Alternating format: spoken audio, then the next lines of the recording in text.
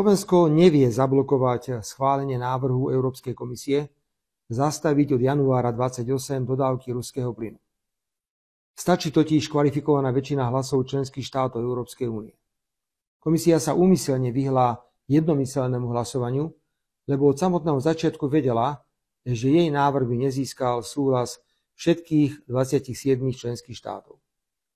Návrh komisie je s prepáčením imbecilný, demagogický a je výsledkom bezhraničnej posadnutosti Ruskom.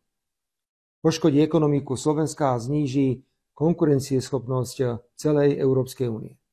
Koho to ale zaujíma? Argument lebo Ukrajina stačí podľa všetkého aj na začatie 3. svetovej vojny.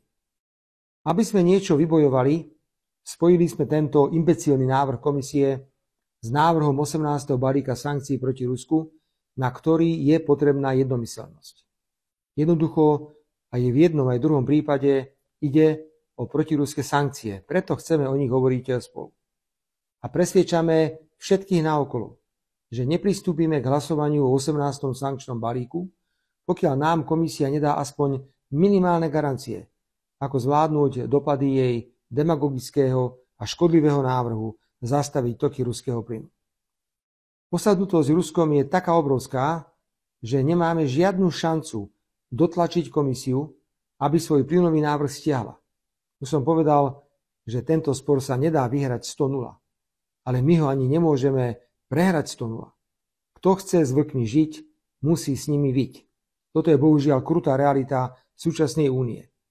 Musíme preto do poslednej chvíle zabojovať za priateľný kompromis.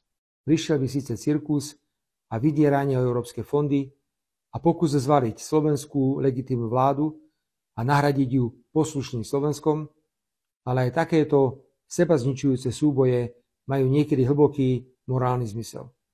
Prosím, želajte mi veľa zdravého rozumu.